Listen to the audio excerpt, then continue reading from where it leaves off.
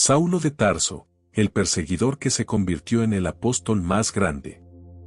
En una de las ciudades más prósperas y cultas del mundo antiguo, Tarso, capital de la provincia romana de Cilicia, nació un niño que sería recordado por la historia no solo por su intelecto y su convicción religiosa, sino porque su vida sería transformada en un evento que cambiaría para siempre el destino del cristianismo.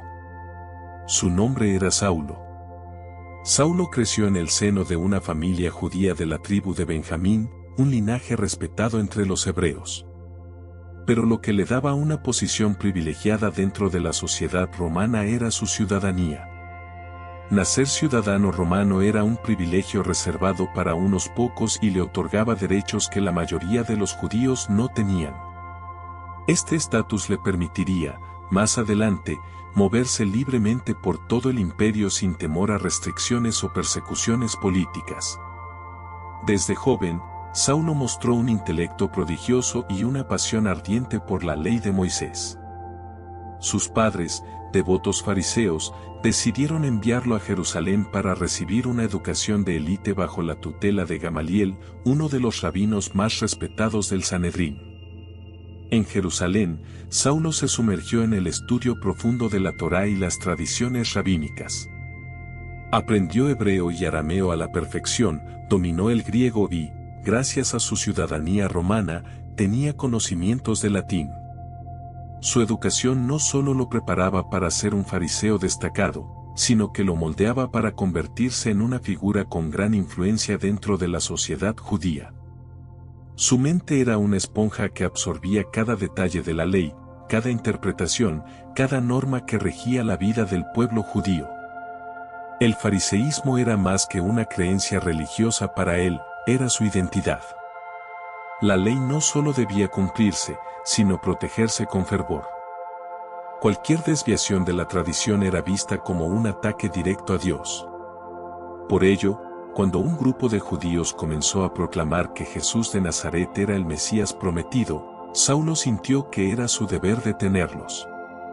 Para él, estos seguidores de Jesús no eran más que traidores a la fe de sus antepasados, gente que ponía en peligro todo por lo que los profetas habían luchado. No podía permitir que su influencia creciera. La conversión en el camino a Damasco.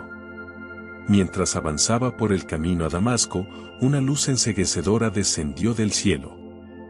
De pronto, Saulo cayó al suelo, incapaz de ver.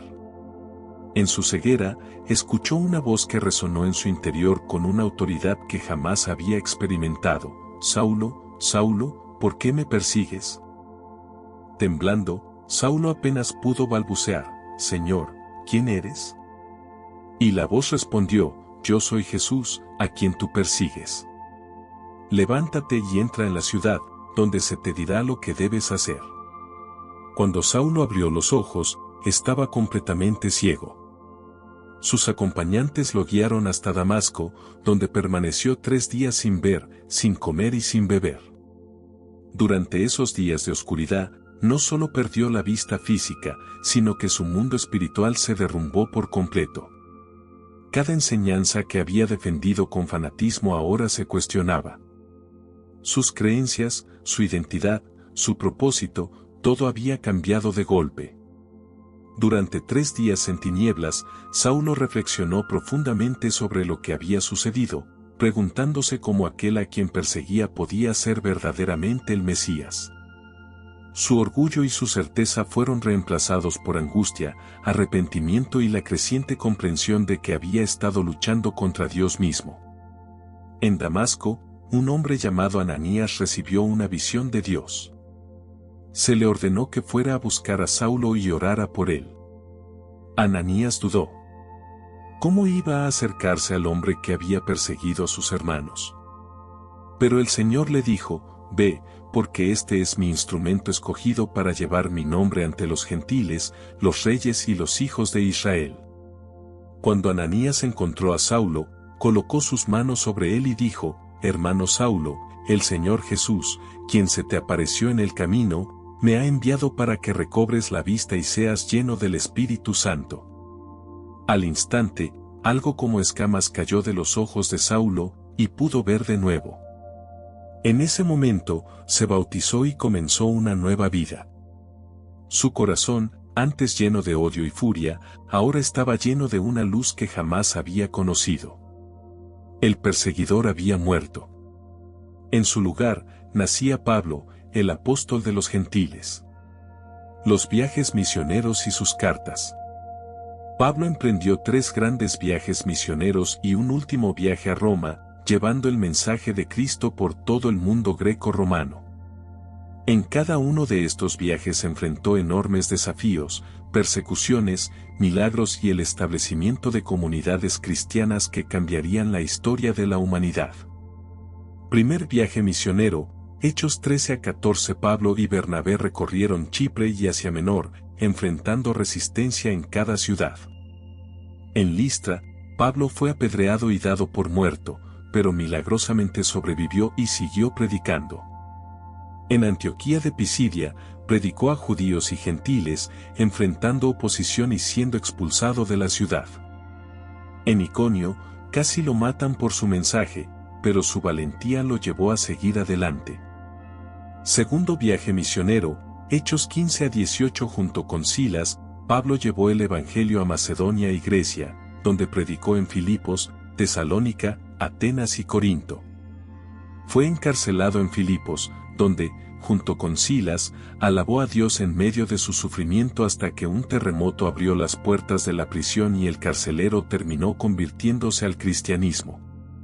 En Atenas, Pablo se enfrentó a los filósofos en el Areópago, presentando a Cristo como el Dios desconocido que ellos ignoraban. Tercer viaje misionero, Hechos 18 a 21. Se enfocó en Efeso, donde predicó durante 3 años y enfrentó una gran revuelta provocada por los artesanos que fabricaban ídolos de la diosa Artemisa. Su enseñanza era tan poderosa que muchos hechiceros quemaron sus libros de magia en señal de arrepentimiento. Desde sus prisiones en Roma, escribió cartas como Efesios, Filipenses, Colosenses y 2 Timoteo, donde expresó su amor inquebrantable por Cristo, a pesar de estar encadenado. Su martirio, el último sacrificio y su legado. Pablo fue arrestado en Jerusalén y, debido a su ciudadanía romana, apeló al César. Fue enviado a Roma, donde vivió bajo arresto domiciliario por 2 años. Durante este tiempo, escribió varias epístolas alentando a los creyentes.